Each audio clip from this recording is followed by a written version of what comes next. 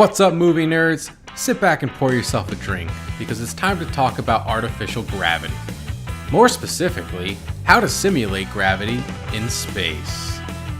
If you watch science fiction and space fantasy films such as Star Wars and Star Trek, artificial gravity on spaceships such as the USS Enterprise or the Millennium Falcon is created by fictional gravity drives, and we, as an audience, are given little to no explanation for how they work. We're just asked to accept that. In reality, gravity isn't something you just turn on and off with the flick of a switch. If you want to simulate gravity in outer space, you have to take advantage of the laws of physics, and there's a couple ways you can do this. The first method is to take advantage of something called the centrifugal effect. You've seen this effect portrayed accurately in films such as 1968's 2001: A Space Odyssey and 2015's The Martian, as well as the hit TV show The Expanse, which, by the way, is one of the best shows on television and was just renewed for a 4th season by Amazon Studios. Anyways, this method can be used on both spacecraft in orbit or traveling through deep space. Imagine a tether ball spinning around a post at a constant velocity. Due to Newton's law of inertia, the ball wants to move on a straight path tangential to its orbit. To keep the ball from flying away, a constant force needs to be applied inward toward the post. In this case, the tension of the rope provides this force, keeping the tether ball on its circular path. This centripetal force is acting opposite of what's known as a fictitious inertial force, holding the ball away from the post in a similar fashion to the way gravity would. Now, scale this effect up.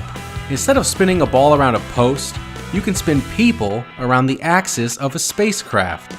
In the television show The Expanse, they take this a step further by artificially spinning asteroids and even the dwarf planet Ceres so rapidly that people can live in a system of tunnels beneath the surface, with the center of the asteroid above them and the outer surface of the asteroid beneath their feet.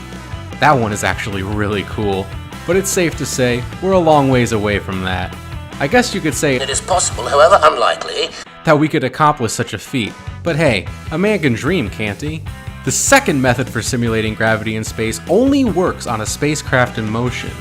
If you design a spacecraft so that the engine is beneath the floor, then constantly accelerating the spacecraft would generate a force acting upward against your body's inertial tendency to stay at rest, once again taking advantage of Newton's first law. Both methods utilize this law of physics, with the centrifugal method acting against your body's tendency to stay in motion. This is also shown on The Expanse as the lead character's Martian ship utilizes this principle. In the event the ship is not accelerating, whether it be at rest or moving at a steady velocity, the crew walks around the ship using magnetic boots to pull their feet to the floor.